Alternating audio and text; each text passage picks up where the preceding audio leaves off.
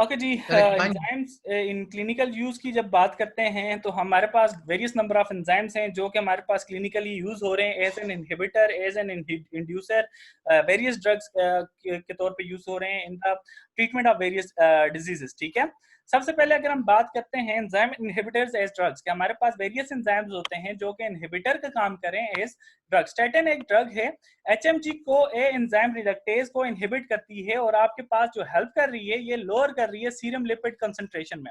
आपके पास जो एचएमजी को ए है ये हमारे पास बेसिकली लिपिड्स की फॉर्मेशन में इन्वॉल्व होता है, आपके पास बीटा ऑक्सीडेशन में इन्वॉल्व होता है, आपके पास फैटी एसिड जो हमारे पास जो है उसकी सेंसेस में भी इन्वॉल्व होता है। तो ये स्टेटिन जाके बेसिकली आपके पास इनहिबिट करता है आपके एचएमजी को ए एंजाइम को, और एज अ रिजल्ट आपके पास लिपिड की सेंसेस जैसे ही कम होती है तो आपके सीरम के अंदर से भी लिपिड कंसंट्रेशन ग्रेजुअली कम होना स्टार्ट हो जाती है।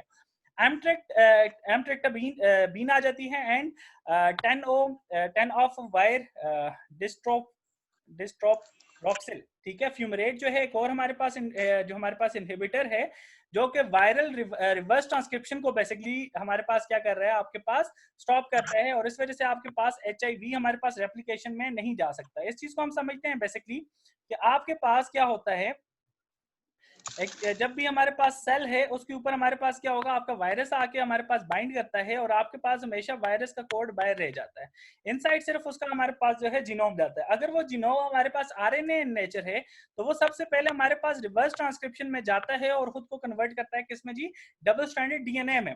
This process is known as reverse transcription. तो ये एचआईवी मोस्टली हमारे पास फॉलो कर रहा होता है। तो हम क्या करते हैं, इन ड्रग्स को यूज करते हैं और ये हमारे पास रिवर्स ट्रांसक्रिप्शन को बेसिकली स्टॉप कर देती हैं, और एज अ रिजल्ट आपका वायरस हमारे पास फर्दर आपके सेल्स को टारगेट नहीं कर सकता। नेक्स्ट इज एसीई इनहिबिटर, जिसमें हमारे पास कैट्रोप्रिल आ जाता है, लिसिनोप्रिल आ जाता है, इनोप्रिल आ जाता है। ये सारे के सारे क्या हैं, एंटी हाइपर सेंसिटिव एजेंट्स हैं। ठीक है, और हमारे पास लैक्टम एंटीबॉडीज आ जाती हैं जो कि पेनिसिलिन और एमोक्सिसिलिन हमारे पास इसकी एग्जांपल्स हैं। और हमें पता है जी कि ये हमारे पास क्या है, बेसिकली एंटीबायोटिक के तौर पे यूज होती हैं। और एनाइलेनिन और कार्बोक्सीपेप्टिडेज ये एंजाइम दो हैं जो कि बेसिकली हमारे पास लैक्टम रिंग की फॉर्मेशन करते हैं in the cell wall of bacteria. ठीक है, तो ये उनको ब्लॉक करते हैं और सेल वॉल सेंसेस हमारे पास स्टॉप कर देते हैं। एज अ रिजल्ट हमारे पास क्या हो जाता है, बैक्टीरिया की डेथ हो जाती है। क्लिनिकल डायग्नोसिस में आपके पास वेरियस नंबर ऑफ एंजाइम्स जो हैं वो यूज होते हैं, और इसमें ये देखा जाता है जी ग्रुप्स ऑफ प्लाज्मा एंजाइम जो है हमारे पास, वो हमारे पास actively secreted into the plasma by certain organs और release from the cells during the normal cell turnover. Intracellular have no physiological functions in the plasma, कि आपके पास जो आपके इंट्रासेलुलर एंजाइम, दो तरह के एंजाइम्स होते हैं, इंट्रासेलुलर और एक्स्ट्रासेलुलर।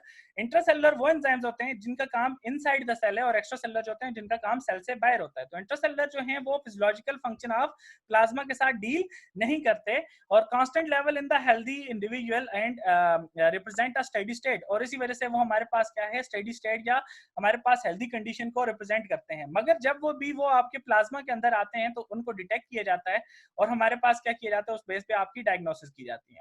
जब भी there is an elevated enzyme activity in the plasma may indicate tissue damage accompanied by increased release of intracellular enzyme, thus useful as a diagnostic tool। अब हुआ ये है कि आपके पास सेल के अंदर जो एंजाइम्स हैं वो आपके पास नॉर्मली प्लाज्मा के अंदर नहीं आते, वो यहाँ पे अंदर मौजूद हैं। ठीक है, अब क्या होगा कि नॉर्मली जब प्लाज्मा के अंदर जब इनका हमारे पास पाया जाना होता है तो इसको डिटेक्ट किया जाता है। तो इसका मतलब क्या होता है जी कि आपके पास कोई भी सेल जो है वो डैमेज हुआ है, इसी वजह से आपके इंट्रासेलुलर एंजाइम आपके किस में आ गए, आपके प्लाज्मा के अंदर आ गए हैं, और ये हमारे पास एज अ डायग्नोस्टिक टूल भी हेल्प कर रहे हैं। फॉर एग्जांपल लिवर है, और वो हमारे पास यहाँ पे देख सकते हैं जी एलिवेटेड लेवल ऑफ एएलटी, जिसको हम क्या बोलते हैं, इसका टेस्ट भी किया जाता है, alanine amino transferase also called glutamate और pyruvate transaminase, GPT signal damage. ये हमारे पास बेसिकली क्या बता रहे हैं जी कि आपके पास जो पायरुवेट ट्रांसएमिनेज है उसकी हमारे पास डैमेज हुआ है और आपका लिवर जो है वो प्रॉपर फंक्शनिंग नहीं कर रहा है, और ये आपके पास इंडिकेट किसको कर रहा है, आपके लिवर किरोसिस को आपके पास इंडिकेट कर रहा होता है।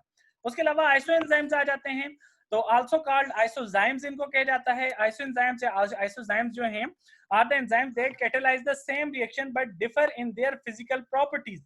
ये हमारे पास क्या है, सेम रिएक्शन परफॉर्म करते हैं मगर उनकी फिजिकल प्रॉपर्टीज डिफरेंट होती हैं। फॉर एग्जांपल हमने बात की थी कि हमारे पास मुंह में हमारे पास क्या होता है, हमारे पास एक एंजाइम होता है जिसको हमारे पास स्लाइवरी अमाइलेज कहा जाता है। इसी तरह हमारे पास इंटेस्टाइन में भी एक अमाइलेज होता है, मगर उसको हम पेनक्रियाटिक अमाइलेज कहते हैं। अब इसका ये मतलब हरगिज नहीं है कि वो दोनों के दोनों हमारे पास फिजिकल प्रॉपर्टीज में सेम होंगे। उनकी फिजिकल प्रॉपर्टीज क्या होती हैं आपके पास, डिफरेंट होती हैं। सिर्फ मसला क्या होता है कि वो हमारे पास केमिकली सेम प्रोसेस कर रहे होते हैं। Because of genetically determined differences in the amino acids, उनकी फिजिकल प्रॉपर्टीज आपके पास डिफरेंट होती हैं। अब क्या है कि different organs frequently contain characteristic portion of different isoenzymes. आपके पास डिफरेंट ऑर्गन में डिफरेंट आइसोएंजाइम्स हो सकते हैं, and isoenzymes found in the plasma serve as a mean of identifying the site of tissue damage. और इसी तरह से हमारे पास अगर आइसोएंजाइम आपके प्लाज्मा के अंदर आते हैं, हमें मिलते हैं, तो उसकी वजह से हम आइडेंटिफाई कर सकते हैं, हाँ जी इसको हमारा स्पेसिफिक टिश्यू प्रोड्यूस कर रहा है, और इस वजह से हम क्या कहते हैं कि ये इसकी वजह से आपके पास फलाना टिश्यू ही डैमेज हो सकता है। फॉर एग्जांपल मैं कहता हूँ जी, आपके जो है प्लाज्मा के अंदर हमने डिटेक्ट किया, तो वहां पे मुझे पेनक्रियाटिक माइलेज मिल गया। पेनक्रियाटिक माइलेज मिलने की वजह से मैं हमेशा टारगेट करूंगा, हाँ जी ये कहाँ पे आपके पास डैमेज हो सकता है, ये आपके पास पेनक्रियाज के अंदर डैमेज हो सकता है, जिसकी वजह से आपके पास एंजाइम्स की सिक्रीशन आपके प्लाज्मा के अंदर आई है। तो मैं कभी भी ये नहीं कहूंगा अब जो है आपके पास माइलेज आपके माउथ में भी है तो वहां पे चेक करो, नहीं जी, क्योंकि वो हमारे पास दोनों की हमारे पास फिजिकल प्रॉपर्टीज डिफरेंट है। जो हमारे पास, मैं आपको बता चुका हूँ, जो हमारे पास लाइवरी माइलेज है वो डिफरेंट है, और आपके पास जो है पेनक्रियाटिक माइलेज वो क्या है, वो डिफरेंट है। तो इस तरह से हम जो है टारगेट कर सकते हैं अपने टिश्यू को कि कौन सा टिश्यू या कौन सा ऑर्गन हमारे पास डैमेज हुआ है। नेक्स्ट है CKR creatinine kinase. Creatinine kinase जो है इसको हम क्रिटिनिन आल्सो क्रिटिनिन फास्फोकाइनेज भी इसको कहा जाता है, CPK भी कहा जाता है, और ये भी हमारे पास जो है लिवर फंक्शन टेस्ट में ही हमारे पास इन्वॉल्व होता है। इसके 3 आइसोजाइम्स हैं, ठीक है, CK1, CK2 and CK3। Each isozyme is dimer composed of 2 polypeptides B and M subunit, ठीक है।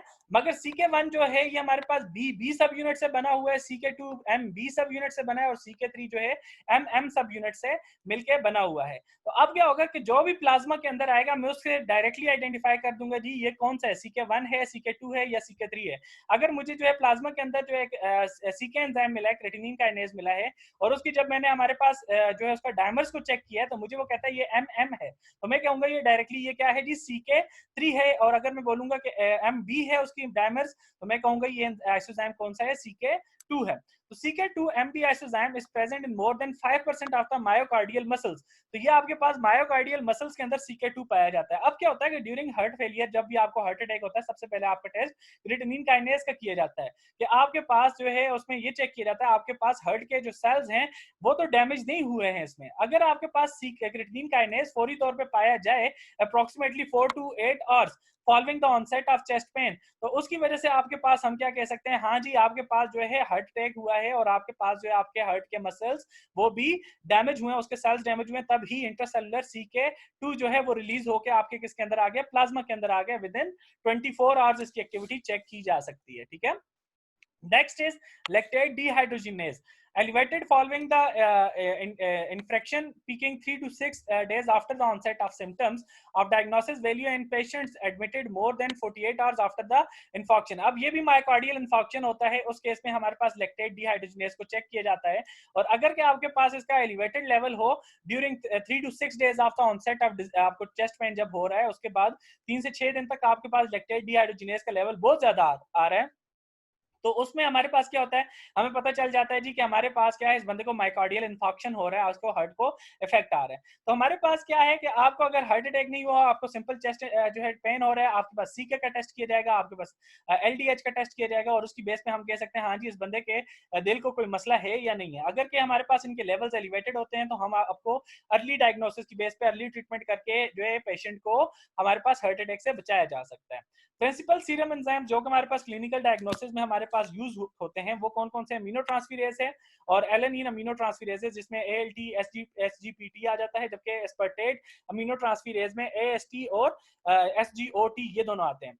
अब जो हमारे पास जो पहला है, हमारे पास AST और SGOT जिसकी हम बात करें, ये मायोकार्डियल इन्फॉक्शन में हमारे पास यूज होता है, और ALT SGPT ये हमारे पास वायरल हेपेटाइटिस वगैरह में हमारे पास यूज होता है, क्योंकि हमने एलेनिन की बात क्या की थी, ये कहाँ से रिलीज हो रहा है, आपके लिवर से रिलीज हो रहा है, और जब भी आपके पास वायरल हेपेटाइटिस होगा वो कहाँ पे होगा, आपके लिवर को होगा। जबकि AST एस्पर्टेट अमीनो ट्रांसफेरेज और SGOT भी इसको बोलते हैं, तो ये हमारे पास बेसिकली आपके हार्ट के सेल्स जो है रिलीज कर रहे होते हैं, तो आपके पास ये इंडिकेट कर रहा है आपके मायोकार्डियल इन्फॉक्शन को।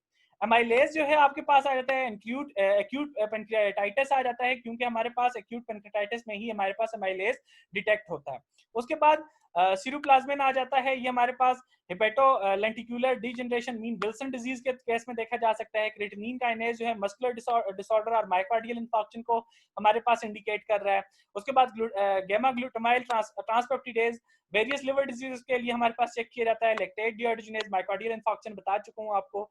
लाइपेज जो है वो हमारे पास एक्यूट पेनक्रियाटाइटिस जो है उसके लिए हमारे पास यूज होता है। फास्फेटेज एसिड जो है हमारे पास वो मेटास्टैटिक कार्सिनोमा हो अगर, तो उस केस में हमारे पास यूज किया जाता है एज अ डायग्नोस्टिक टूल। और फाइनली आपके पास जो है फास्फेटेज एलेनिन जो है, ये वेरियस बोन डिसऑर्डर्स जब होते हैं, या आपके पास ऑब्स्ट्रक्टेड लिवर डिजीज में क्या होता है कि आपके पास जो लिवर डक्ट्स हैं वो बंद हो जाती हैं, ठीक है, उनके अंदर स्टोन वगैरह आ जाता है कोई ना कोई। तो उस केस में हमारे पास ये फास्फेटेज या अल्कलाइन जो है हमारे पास एंजाइम्स हैं, इनको हमारे पास डिटेक्ट किया जाता है आपके ब्लड के अंदर, और उस बेस पे आपकी डिजीज को डायग्नोज किया जाता है। So that's all from this lecture. आपके पास कोई क्वेश्चन है तो आप वन बाय वन आप पूछ सकते हो।